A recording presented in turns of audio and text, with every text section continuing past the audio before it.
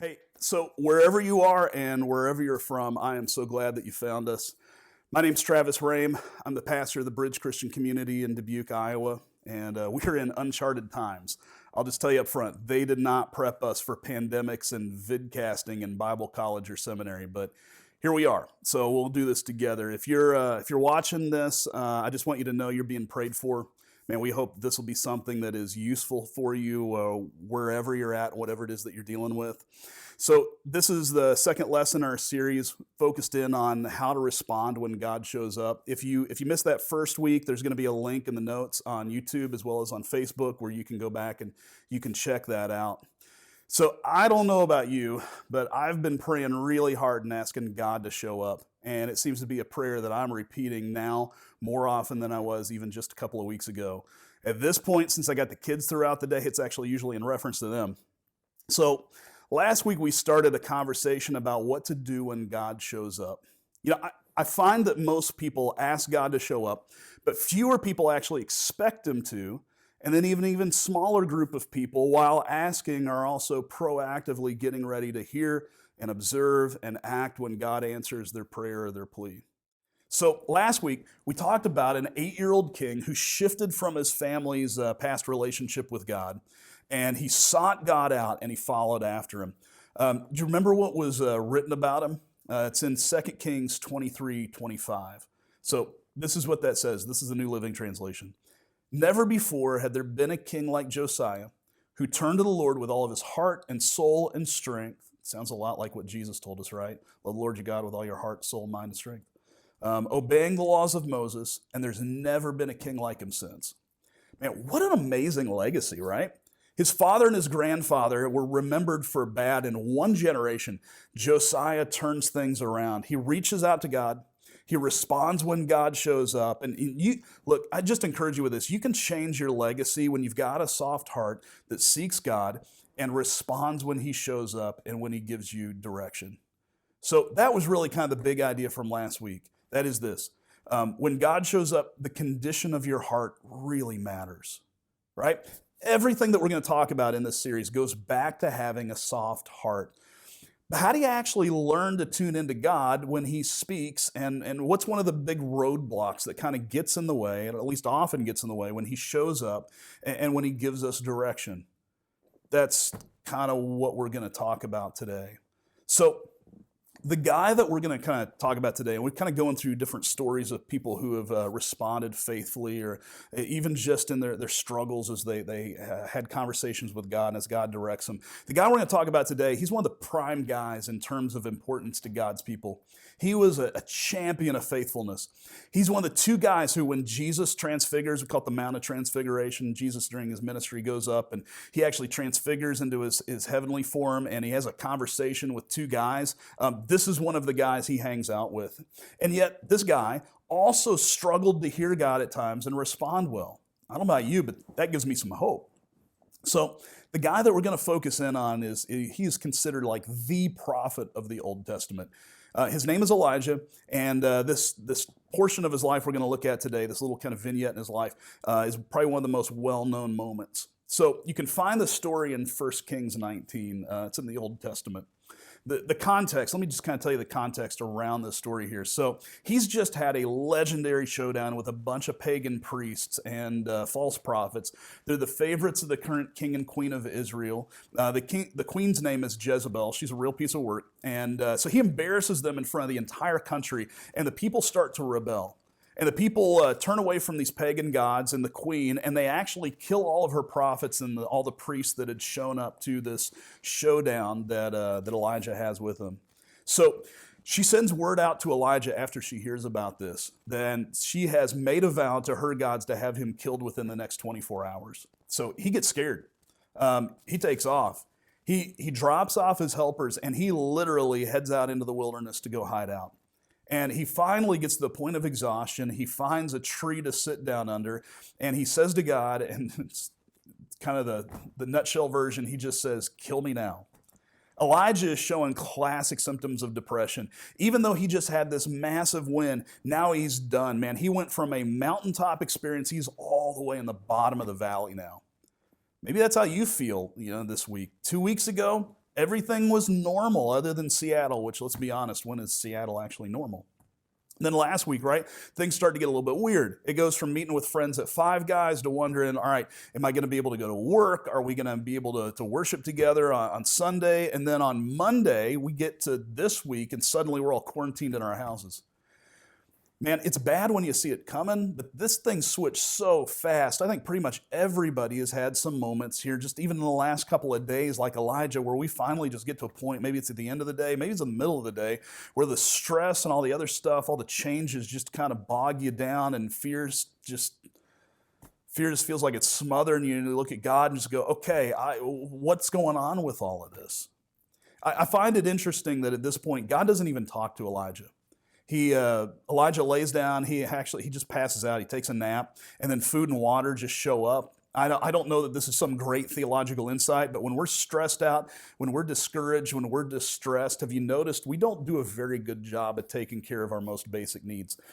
Seriously, that's something you really need to keep in mind as you huddle in your houses with your family this week. That little realization alone may keep you from strangling your kid or having them go full-on war with each other. Just get a nap, eat a Snickers, which, by the way, we have no affiliation with Snickers, nor do we endorse them in any way. I just like Snickers and peanut M&Ms, so you're welcome to send me those. So anyway, God leads them out to Mount Horeb, which is likely another name for Mount Sinai, and he gets there in the evening, and he finds a cave in the mountain to fall asleep. And he wakes up to hear God asking him a question. It's a really simple question that God already knows the answer to. Look at it there in verse 9 of 1 Kings 19. What's the question? Again, super, super simple. God just looks at him and speaks to him and says, what are you doing here? Why are you here, Elijah? That's the trigger point. God shows up, again, even asks Elijah, okay, what's on your mind? And Elijah, man, he lets loose. It's part anger, it's part pity party. He just kind of explodes. He goes volcanic. Now, one of my big questions is, why does God ask a question that he honestly already knows the answer to? Well, the answer is, he's not asking the question for him. He knows the answer. He's asking the question for Elijah to be able to process through stuff. There's an expectation, I think, that we need to recognize in this. God's going to show up where we are. And that's not just even in the situation or the context of what's going on. It's also mentally. God's going to show up and help us process through where we find ourselves to be. It may not be in the time frame or the way we were expecting. I'll tell you, God let Elijah work through the initial struggle. He traveled about 260 miles on foot from Beersheba to Mount Sinai. God knows the journey that we've got to go through before we are ready to be able to really process and be honest and respond to him. Sometimes God's not showing up because we're not ready yet, frankly. I don't like that, but it's true. Now, does that mean he's left us alone? No. And just like Elijah, he provides for our basic needs. Oftentimes, he puts people around us to help minister to us as we work through our own journey to the point where we're ready to have that conversation with God. So, again, God asks the question. Elijah just erupts. Have you ever had that moment where you've been stewing over something maybe for days on end, it's just eating you up? It's that dominant thought that's in your mind, but you keep holding back from saying it. And then there comes that thing, whatever it is. There's the trigger, right? There's that trigger, and just suddenly it's like you vomit it up. You just lay it all out there, right? This is where Elijah is at. The basic thing he says to God is this: I'm all alone. I have served you with all my life, and there is nobody else who does, and the world's out to get me. Sound familiar? Man, we've all been there. I remember a really specific moment in Florida where I had a conversation with God that, to be honest, was embarrassingly similar to this. Elijah's angry. He's angry enough that he actually needs a bit of an attitude adjustment, just like most of us do in those moments where we finally lose it. And oftentimes that attitude adjustment is a friend who God kind of brings into our life who loves us enough to kind of call us out on our stinking thinking. Unfortunately, I think we've gotten a bit gun shy to do this in our culture. We're so scared to be seen as unloving or unsympathetic or unempathetic. And so a lot of us, we shrink back from helping our friends in moments like this to lovingly and with wise words give some pushback. Sometimes we need that pushback. So God provides it. God challenges him. He gives him some pushback, and he reminds him of who he's talking to. Not out of God trying to show off, but what Elijah's really struggling with. I think this is important. You got to understand what Elijah's really struggling with here. In this moment is God really omniscient? Is God really, is he all-knowing? Is he omnipotent? Is he really in control? And most of all, is he really faithful, especially to me in my life in this time? Let's read through the rest of this. 1 Kings 19, 11 through 13. So he's just woken up. God speaks to him and says, "Go out, stand before me on the mountain." And as Elijah stood there, the Lord passed by, and a mighty windstorm hit the mountain. It was such a terrible blast that the rocks were torn loose, but the Lord wasn't in the wind. And after the wind, there was an earthquake, but the Lord wasn't in the earthquake. And after the earthquake, there was a fire, but the Lord wasn't in the fire. And after the fire, there was the sound of a gentle whisper. And when Elijah heard that gentle whisper, he wrapped his face in his cloak. He went out. He stood at the entrance of the cave. Man, I so appreciate how God handles this. If I were God, I'd be yelling at him, "How dare you doubt me? Don't you know what I do for you?" Actually, I think I've actually said that to my kids before. God's challenge and reminder to Elijah is in the awesome show of his control over his creation. He's reminding him he is in control, that he is all of those things. Can you imagine standing on the mountain, seeing this huge windstorm sweep in to the point where it actually starts breaking boulders loose? Can you imagine being there feeling the ground shake and then this massive firestorm wrap around the mountain? The only way for me to kind of really get a picture in that in my head is to think back through. I saw some videos when Australia and California were going through their big wildfires. But notice there's a really distinct note in there. God didn't speak to him through any of those shows of power. You and I, that's where we would, let's be honest, that's where we'd speak. Sometimes that's what we want, though, isn't it? We want God to speak to us in big, loud, almost miraculous ways. I got a call from a church planter just a couple of weeks ago, and he was having a meltdown. He's at a conference. He's had some struggles in his church plant. He's been trying to figure out, next steps for him and next steps for the church plant. And so this kind of ended up being his breaking point. And I want to be clear. When I say he was having a meltdown, that is, I'm not looking down on him for that. We've all had those moments. And I honestly consider it an honor and a huge sign of trust that he had the courage to call me and he was willing to open up about this. So again, no way, shape, or form am I judging him for this. So I sat in my car. I was actually in a parking lot and listened to him for about 40 minutes. I was trying to figure out, all right, what is this thing that's really triggering him? And he was railing about the conference. He was talking about the people who were in it and how it was all fake and just a show. And none of the stuff they were talking about worked and how he'd done everything he could with his church plant. It still wasn't what he wanted it to be or what he had expected it to be when he first went into church planting. He was having an Elijah moment. Finally, I got it out of him. So he said this: "I came here expecting God to show up and lay out the plan for the next year. And he was supposed to show up and tell me what to do, and it just isn't happening." Man, boom, there it was. I want God to show up in a big way and just fix it, to lay out the problem and the solution. I want God to show up in a huge way. Man, I've been there. What does he do with Elijah? After the fire, there was the sound of a gentle whisper. After listening to my friend, my only advice was just something that I have found to be true for me. Often when my angst and my anxiety and my anger are high, there's so much noise in my head. After many years, I've just realized that in those moments, I'm not really ready to listen, even if God does show up. Instead, my heart and my mind, I push back and I argue and I have all my excuses ready to go. In those moments, I'm not really ready for God to show up and lead me because I am not going to follow. Maybe that's what you're feeling right now, stuck in your house, anxious about jobs, you getting sick, family members getting sick, the economy. You got political pundits and media feeding you stuff about whose fault this is. Let's be honest. Man, if you're not there, there's a great bet that by the end of this coming week, you're going to be looking forward to an uncertain future and you're going to be on that edge.